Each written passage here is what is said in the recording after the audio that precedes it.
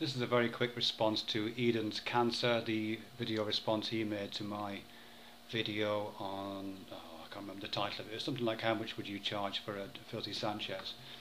Just a couple of points I want to pick up on there, Eden. Thanks very much first off for making that response and for putting all those nice effects on it. It was very entertaining. There's only two things I want to say. The first thing is a point you make about money adding value to things. If something is worth more, you pay more for it. That's absolutely true. If something is worth more, yes, you do pay more for it. What I was really trying to pull out in my video, along with a number of other things, was a distinction that I think is lost in here between value and price.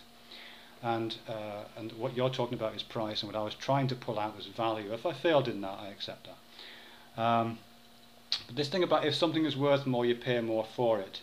Yeah, you're absolutely right. And if you look at the sex industry, it is far cheaper to pay to buy a 45-year-old prostitute than a 20-year-old prostitute, because 20-year-old prostitutes are worth more. I don't know about you, I feel a little bit uncomfortable with the idea that a 20-year-old woman is worth more than a 45-year-old woman. There's something very strange about that. I mean, quite apart from any value that a person would give to their own body when they know that that kind of mathematics is at play, quite apart from the blow to a person's self-esteem when that kind of inevitable degradation of their own market value is in operation just by the steady pulse of biology, there is also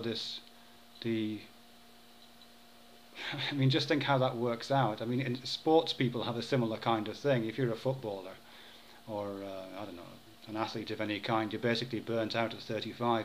And if you haven't made good plans for yourself, then you're screwed, really, aren't you? And the same thing applies for the sex industry.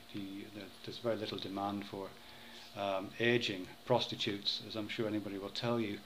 And beyond the age of 35 or 40, you have the choice of either getting out of the industry and trying to retrain, which is difficult, or moving into kind of management or pimping at the end of it, which again is quite difficult and obviously only supports a certain number of people, or you're forced to extend the range of services towards those that I indicated in my video, and which many younger prostitutes when they first start out draw the line at doing.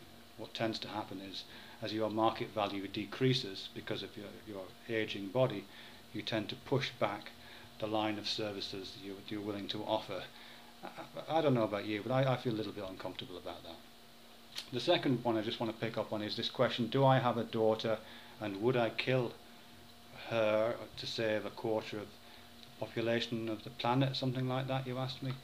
Yes, in answer to that question, yes, I do have a daughter, and she's probably old enough to be your mother, actually.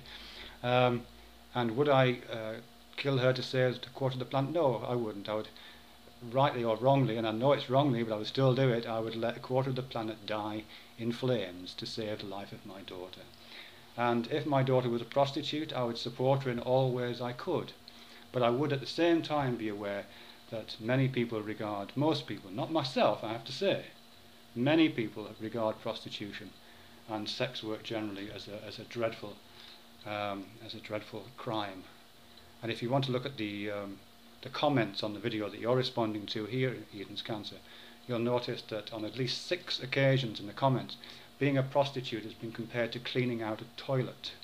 Comments like, I would rather be a prostitute than clean out a toilet, or I would rather clean out a toilet than be a prostitute. So really, the question is not whether I think prostitution is okay or not. I think it's riddled with very, very complex problems. And if I had the choice of keeping my daughter out of that, regardless of my undying respect for every choice she could possibly make, I would keep her out of that industry, if for no other reason than that a significant percentage of the population seem to think that it's very like cleaning out toilets. Anyway, thanks very much for the video and for speeding me up. It's much better to hear myself fast. I do talk slow, I recognise that. Thank you.